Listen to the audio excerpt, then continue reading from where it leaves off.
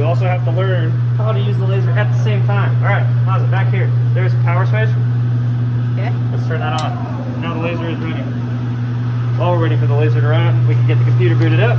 The password on all the shop computers is 402-402, as in Kalama School District 402, 2 times. When you come over to the laser, if you come on over here, you'll see sometimes you'll have to open it, but the bed will descend. It's important that the bed descends all the way before we zero out the Z-axis. Now it's all the way at the bottom. We're just doing a little test right now with yours. So let it move around. Once it's moved around, put your workpiece in there and use these red arrows to help move the laser into a position over the workpiece. Now when I zero this out, it's going to kind of wiggle and shoot this way, so it's important that we don't have it set up right near the edge, because then it'll fly off the edge. We want to make sure that when it wiggles, it ends up on the workpiece. So I will now, over here, use my 2 fingers to press these 2 up and down buttons at the same time. When I do that, you'll have to pan back over to there. Boom, it'll wiggle, and this is automatically zeroing the Z-axis. It's really important that the laser is over your work. If it's not, and it misses, you could run the laser right into the wood. That would be bad. Right now it's zeroed out and ready to go. So at this point, we can go over to the other computer and start lasering. All right, you're gonna need to put your file that you want to laser engrave, your Rhino file, onto the school computer. So you're gonna need a jump drive. You may need one of these handy adapters.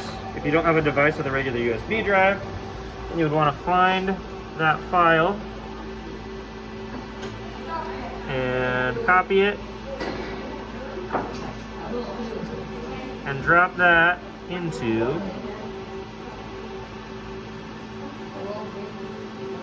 the drive, if we can find it. There it is. Orange. And I'm going to paste it in there. You can use the hotkey Control V or right click and then press paste. Now we can see it in there. We can disconnect our jump drive right over here. Eject. Woo!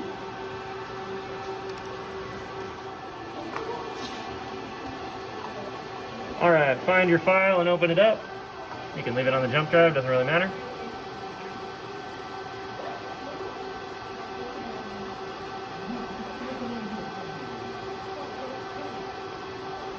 And here's our drawing.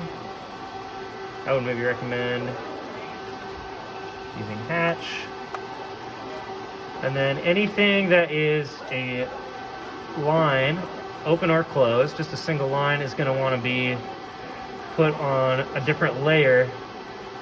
Doesn't matter what layer it is, but it tends to be layer 1 because layer 1 is red. I would click down here because it's currently on the default layer and click right on the name layer 1. You'll kind of see it blink, and then that will all be in red, and that's going to be an engraving toolpath. And then everything that's black is, or sorry, that's going to be a cutting toolpath. Everything that's in black is going to be an engraving toolpath. At this point, I want to make sure it's the right size. I'm going to use the bounding box command. And then I can kind of measure. I'll just use polyline. And I can see down here that Mr. Moss has got this at 15 inches. That's pretty gigantic by 15 inches. Let's scale it down.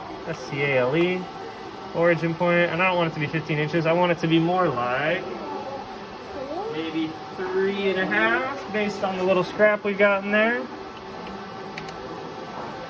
All right, and now I'm ready to print. So we can either click on the print button right here. I usually just use Control P. And here's the tricky part. So Trotec Engraver will come up. Get in even closer if you can. And we're gonna come all the way down to margins and position. So from the upper left corner of the laser engraver, which is probably where your project is, you're gonna need to adjust how far over on the X and Y your project is gonna begin. Since ours is right in the corner, I don't need it to be very far over. Let's go, it's gonna go like about 1/4 inch and 1/4 inch.